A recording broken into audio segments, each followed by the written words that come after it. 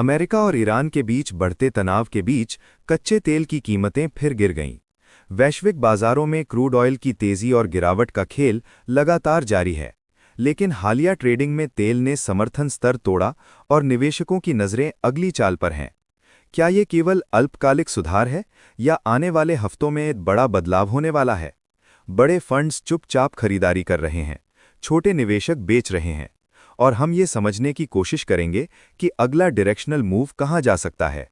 नमस्कार दोस्तों, मैं दीपक सिंह आपका स्वागत करता हूं मार्केट प्लस हब चैनल में।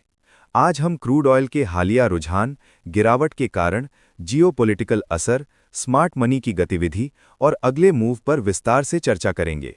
हम जानेंगे कि क्यों बड़े निवेशक चुपचाप खरीद रहे हैं और छोटे निवेशक बेचते क्यों हैं, और इसे समझकर आप अपने ट्रेडिंग और निवेश में कैसे फायदा उठा सकते हैं।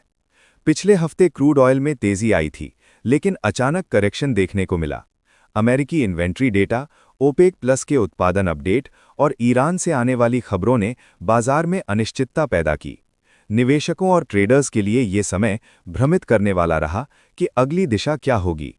केवल चार्ट देखकर निर्णय लेना पर्याप्त नहीं है। स्मार्ट मनी की गतिविधि, ओपन इंटरेस्ट, वॉल्यूम और जियोपॉलिटिकल सिग्नल्स भी बाजार की दिशा तय करते हैं। आज हम स्टेप बाय स्टेप समझेंगे कि कैसे वैश्विक सप्लाई डिमांड, जियोपॉलिटिकल टेंशन और बड़े निवेशकों की खरीदारी क्रूड ऑयल की कीमतों को प्रभावित करती है। अंतर्राष्ट्रीय क्रूड ऑयल WTI $89.50 प्रति बैरल पर बंद हुआ और ब्रेंट क्रूड $86.20 के आसपास बंद रहा। MCX क्रूड ऑयल आज -0.8% से -1.2% तक नीचे खुल सकता है। तकनीकी स्तर, समर्थन $78.50, प्रतिरोध $81.20।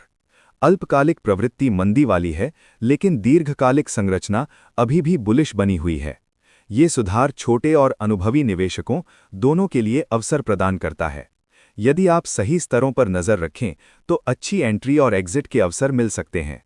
बड़े निवेशक धीरे धीरे खरीदारी कर रहे हैं, जबकि छोटे निवेशक भय या घबराहट में बेच रहे हैं। जियोपॉलिटिकल टेंशन, अमेरिकी रिजर्व डेटा और ओपेक प्लस के फैसले तेल की कीमतों को प्रभावित कर रहे हैं। वॉल्यूम और ओपन इंटरेस्ट से ये स्पष्ट होता है कि स्मार्ट मनी अगले डायरेक्शनल मूव की तैयारी कर रहा है। यदि आप केवल प्राइस चार्ट देख रहे हैं तो आप ये संकेत मिस कर सकते हैं। ये समय ध्यानपूर्वक मार्केट रीडिंग और पोजीशन मैनेजमेंट का है। Global supply demand story. वैश्विक स्तर पर तेल की मांग धीरे धीरे बढ़ रही है, लेकिन अमेरिका और यूरोप में इन्वेंट्रीज उच्च हैं। ओपेक प्लस के प्रोडक्शन कट्स और ईरान की संभावित एक्सपोर्ट्स मार्केट में अनसर्टेनिटी ला रहे हैं। निवेशकों को ये समझना होगा कि केवल पॉलिटिकल हेडलाइंस पर भरोसा करना जोखिम भरा है। स्मार्ट मनी इन संकेतों का फायदा उठाते हुए लॉन्ग टर्म पोजीशंस बना रहे हैं। अगले हफ्ते का अनुमानित मूव +0.5% से -1.5% तक रह सकता है। शॉर्ट टर्म ट्रेडर्स के लिए महत्वपूर्ण स्तर $78.50 का नीचे टूटना बिक्री का संकेत, $81.20 का ऊपर टूटना तेजी का संकेत। लॉन्ग टर्म इन्वेस्टर्स के लिए ये समय एक्यूमुलेशन और रणनीति बनाने का है।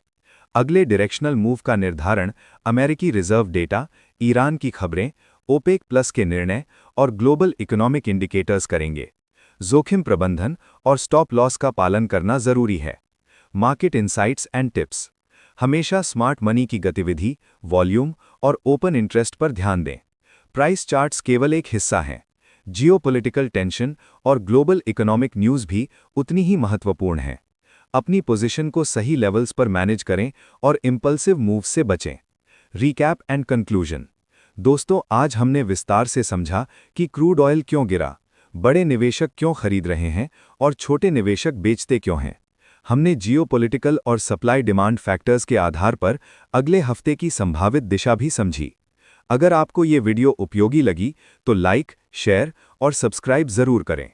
अगले वीडियो में हम क्रूड ऑयल की साप्ताहिक प्रवृत्ति, MCX आउटलुक और स्मार्ट मनी के मूव के साथ फिर मिलेंगे।